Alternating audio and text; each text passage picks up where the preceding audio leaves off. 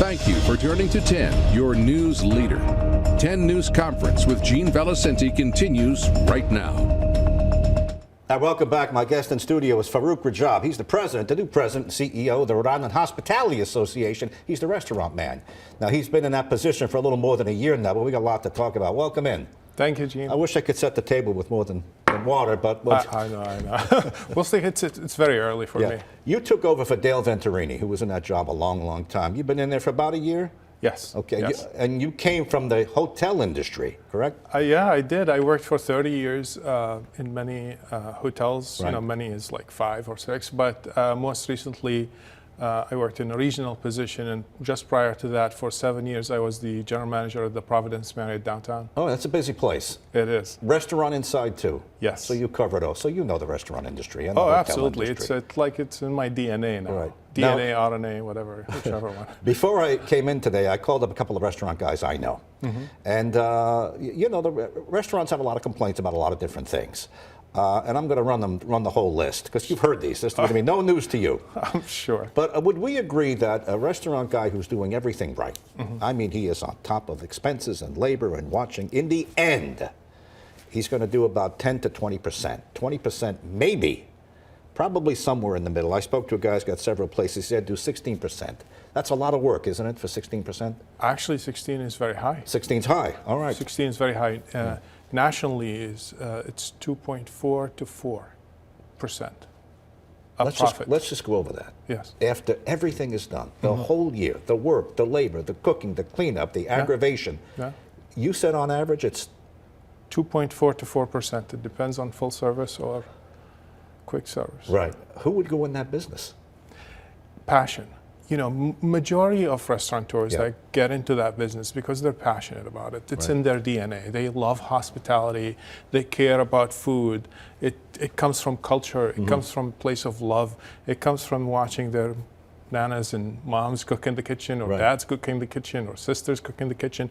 So they get in that business.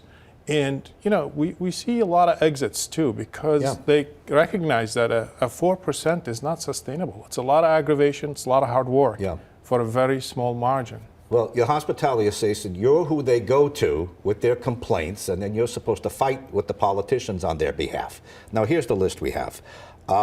Fees, mm-hmm. Litter fees, taxes, municipalities, mm-hmm. impossible to get the permits. Mm-hmm. What are you doing on their behalf? A guy who wants to open a new place, good luck. Go ahead. Yeah, it is. We are a resource for them, so that we'll start with that. In my office, I have on my wall a poster that has about 75 things that a new restaurant owner that's getting in the business needs to do before they can open their door. So what we try to do is streamline that process. Mm-hmm. We're always in communication with Commerce, with the Rhode Island Department of Revenue, and the legislators to talk about the hurdles that we continue to put in the path of restaurateurs. We want safe places, so we work collaboratively with Department of Health on those things as well. But we need to recognize that we're asking a lot of these restaurateurs. I think there is a path forward if we can figure out a way to consolidate and make it easier for them to start a business. Yeah. It can be done. I've seen it done in other states. We work with our partners across the country, and I see other states that can do it more streamlined. So it's one-stop shop, right? So you go in one place, you do your application, you get the process. In fees and taxes, I think they're high. Yeah, somebody said there's a litter tax in some towns. They charge you a separate litter tax, and then there's the pass along, and all of this is built into the bill. Eventually, you have a martini. It's $25 in some place. I'm going to say 18 on average, but you know what I'm getting at. Oh, absolutely, and I think unfortunately sometimes legislators look at this hospitality industry as a higher tax than anything else because they think somebody else is paying it from outside the state, which is not accurate. Meal and beverage tax is 1% more than sales tax, which in my opinion is not fair. Why we have 1% more tax on meal and beverage? And that's Rhode Islanders paying that tax. And we just raised recently hotel lodging tax by 1%, so we're now up to 14%. It's tough. We're trying to fill these gaps, but what we're missing is sometimes it's like taking us out of the competition with neighboring states or that competitive set that we're against. All right, so immediately drop that 1%. Now, Speaker Sakarchi watches, so does the governor, so does Helena Folks, who wants to be the governor. What would you tell them? Priority number one, I need you to support the hospitality industry. We are a super sector. We employ about 90,000 Rhode Islanders. So it's not just about taxing us and putting hurdles in our way to operate. When I travel, everybody, we celebrate that we're from Rhode Island. Everybody wants to talk, to me about Newport and about Providence and about all these destinations, about Waterfire, So I tell them to think about us as an important part of the economic engine in Rhode Island. Right. And we need to, just like we look at life science and all that, and we want to support it, right? Yeah. But we really need to look at hospitality with the same lens. So immediately drop that 1%. I would love to see that happen, yes. Okay, now in addition to dealing with government and everything else, you have the credit card fees. Ridiculous. I just spoke to a restaurateur. He said, "You're ridiculous." Says, "I have several places we're paying almost $500,000 in credit card fees. 2.5% that comes out of my pocket."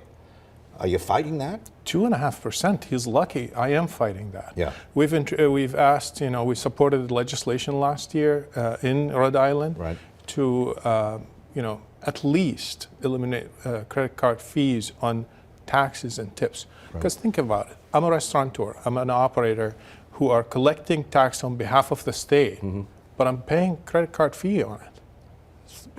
In north of 3%. Yeah. Let's call it 3.5%. So 3.5% on a tax that I'm going to collect $1 and I'm going to remit $1, but I'm losing 3.5% in that process. Similar to that on tips. So I'm collecting tips on behalf of my associates, right? Yep. So 20%, let's call it. Yeah. I'm collecting 20% on a check, so $20 on a $100 check, but I'm paying 3.5% to the credit card companies. Let's make that easy to understand. I go in the restaurant, it's a $100 bill. Okay, I'm going to leave a $20 tip. Yes, sir. Okay, the tax and everything else, it's going to come to now close to $140 by the time I'm done. You're paying the credit card fee as the restaurant owner on all of that. Yes. You're not taking that out of your employer, because then you have a revolution. And you're even paying the fee on the tax. Yeah. Well, you got to tell the politicians what? Got to stop that? Yeah, we tried. We tried to have them listen to us. They had other priorities. It was a very busy session. We're hopeful that we can have a dialogue and a conversation the next session about it. There's no competition. Really, there is a monopoly on the credit card fees, unfortunately. So the monopoly causes this. Now, monopoly is a federal issue that we're talking to our federal legislators about. But in Rhode Island, the Speaker and the Senate President can help us in looking into credit card fees on taxes and tips. Well, whenever they tout the state, it's always, we have the best restaurants. So we do. They talk you up, but I think I'm hearing they need to do a little more than just talk you up. And listen, we appreciate them. So I'm not here to say that they don't really care about hospitality. They do. But we just talked about profit margin in that industry. Every penny matters to us. Well, it does. Not only from just, you go into a white tablecloth, well, that tablecloth costs money. All the napkins are money. He's got a layout of maybe it could be $8, $9 before he even sold you anything. Now the valet, they pay the valet too. It's an amazing business. I'll have you on the radio. We'll talk, and then you get Yelp reviews and Uber. Yeah. I understand. Grubhub, they take 30% of the action. Yes, sir. Yeah. And everybody's taking a penny from you. You add to that energy cost, insurance, increased insurance premiums. It's really becoming harder and harder to operate a restaurant. We just have about a minute left. On health insurance, I'm sure a lot of guys would like to offer their wait staff health insurance. Do you have some kind of a program that's going to be doable to get a part-time waiter? Yeah, we do actually. Through the association, you can get a great program for your employees and staff on health insurance and a 401k as well. All right, take 30 seconds. On the positive side, you got the World Cup coming in.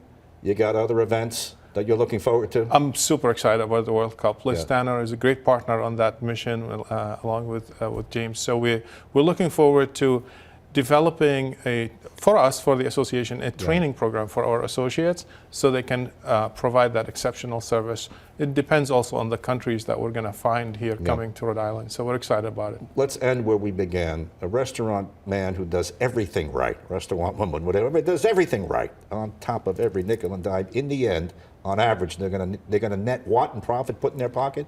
Full service, 2.4% is the national average. Scary. And if you own the real estate, it's better. It is. Yeah. Farouk, Rajab, the new man running the Rhode Island Hospitality Association, you have a full plate. But thanks for coming in. I'll continue it on the radio. We could talk for hours. Thanks for coming in. Thank you.